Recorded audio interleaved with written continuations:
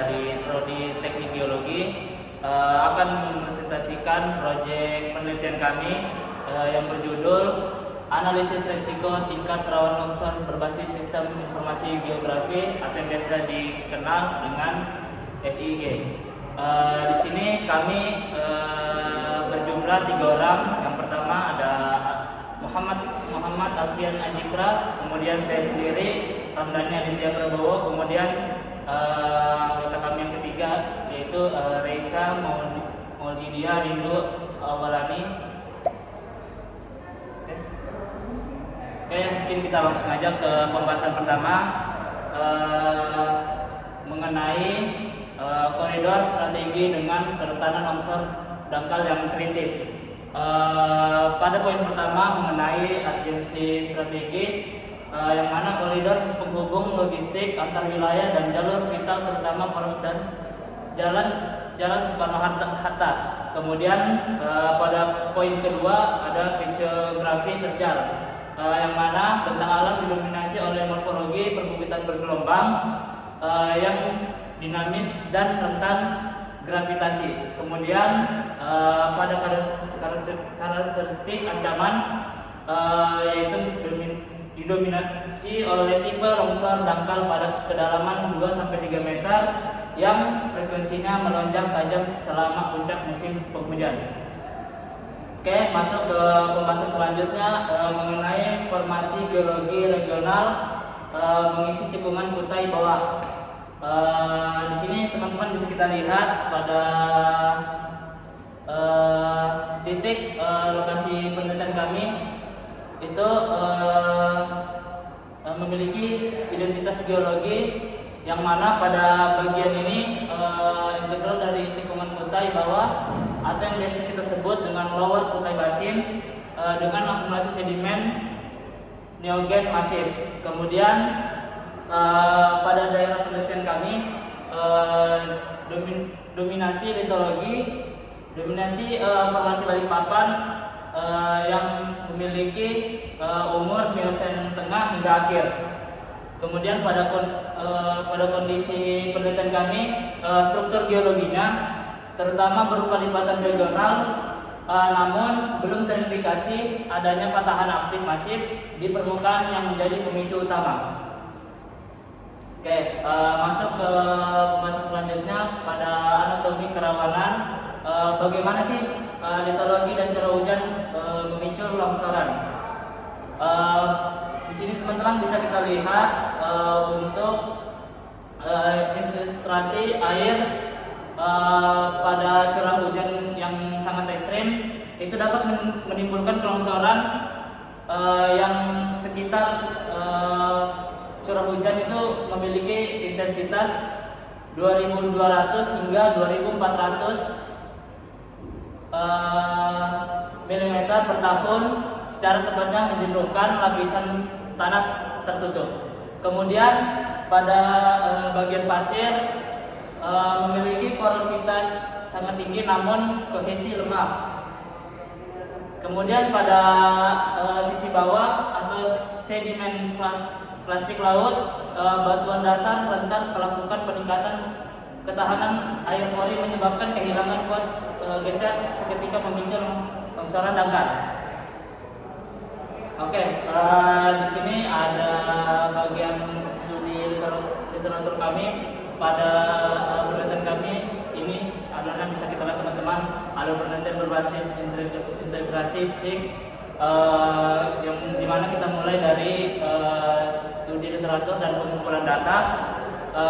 Di sini kita bisa mengumpulkan pada poin pertama itu bisa kita dengan melihat secara data dari lereng, curah hujannya bagaimana, terus kemudian jenis tanahnya, kemudian bagaimana tutupan lahan, kemudian kita dari sini mendapatkan modifikasi atribut. Kemudian kita di sini mendapatkan hasil dari studi literatur dan pengumpulan data itu kita mendapatkan peta risiko rawan longsor. Kemudian kami menyusun yang terakhir penyusunan laporan. Kemudian ya begitu selesai. Ya masih masuk. Jadi dari pembuatan kali ini menggunakan model Pusli Tanak ya. Pada tahun 2004 dan Van Zidam pada tahun 1985. Nah ini adalah contoh model pembobotannya.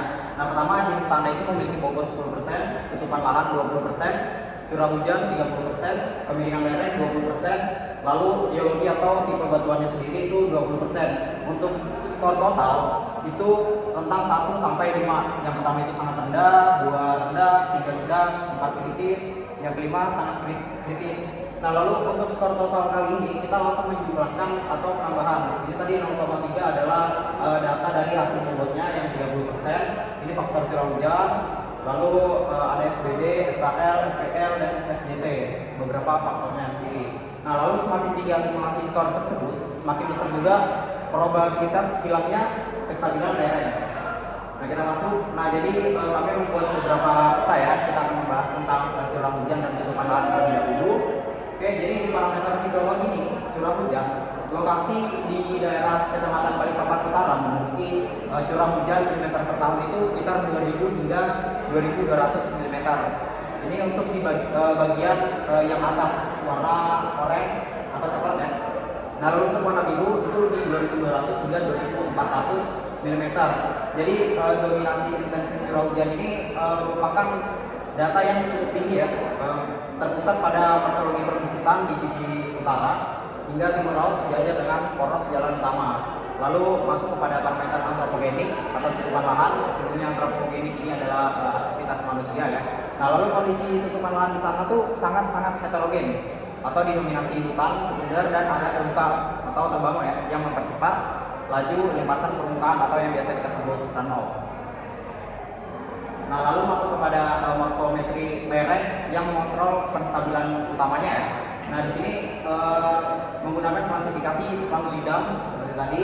Nah lalu untuk yang warna hijau ini merupakan lereng yang datar 0 sampai 2%. Lalu untuk terlihat yang merah hingga merah tua ini merupakan daerah yang agak curam, yang dimana biasanya daerah yang agak curam ini yang memiliki tingkat kelongsoran yang cukup tinggi. Nah lalu area dengan kelerengan ini tersebar luas secara masif di sektor tengah hingga utara di Balikpapan Utara. Nah lalu tingkat kelerengan ini secara ekstensional melipat gandakan driving force atau yang saya sebutkan tadi tingkat kelongsoran ya, atau gaya geser.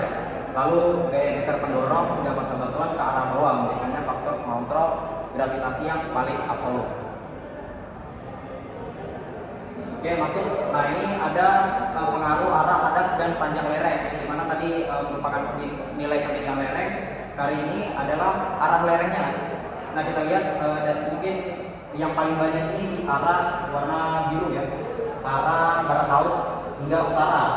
Nah lalu untuk ini adalah panjang lerengnya sendiri untuk menentukan luas ruang akumulasi limpasan air ya. Jadi semakin panjang sebuah lereng, semakin besar gaya gerus atau erosi yang terjadi pada lokasi tersebut, pada bagian kaki-kaki lereng ya, yang memicu hilangnya tahanan. Nah lalu arah lereng ini dia mempengaruhi durasi paparan radiasi matahari dan terpaan arah angin membawa hujan, menciptakan perbedaan tingkat pelapukan batuan secara mikroklima. Oke, nah lalu untuk karakteristik permukaan tipe litologi atau tipe batuan, lalu tipe pedologi atau tipe jenis tanah ya, atau jenis tanah. Nah jadi untuk kita bahas secara litologi dulu.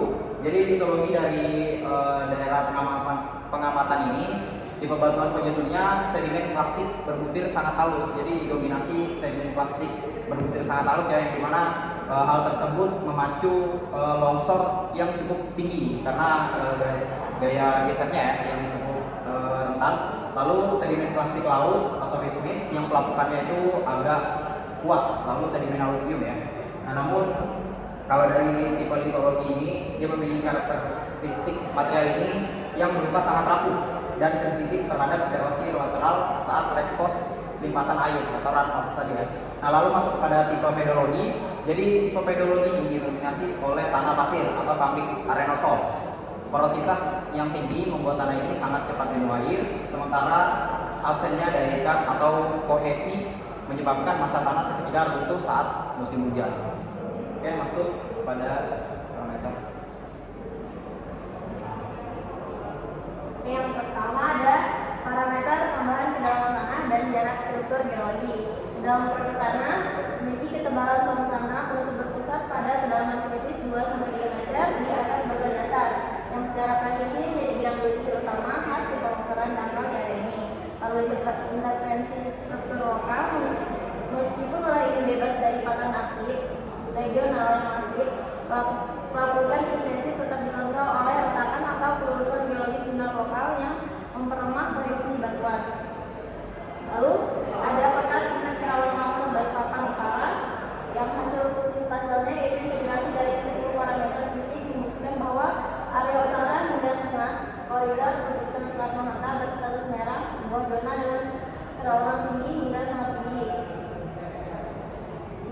Lalu di sini ada deskonstruksi zona risiko memiliki karakteristik area rentan. Di sini ada zona sedang, zona tinggi, dan zona sangat tinggi. Lalu instrumen struktural ini secara tegas merekomendasikan pelarangan pembangunan kawasan hunian padat pada sabuk morfologi perbukitan di sepanjang koridor jalan Soekarno-Hatta. Lalu di sini ada kesimpulan pertama. Yang pertama, validasi metode. 2. Sebaran krisis. 3. Multisektoral trigger. Oke, lalu di sini ada sumber metode utamanya. Oke, baik. Terima kasih teman-teman yang sudah mendengarkan dan sudah menyimak. Sekian presentasi proyek yang berjudul analisis risiko longsor pada daerah Balikpapan Utara. Sekian, terima kasih. Wassalamualaikum warahmatullahi wabarakatuh.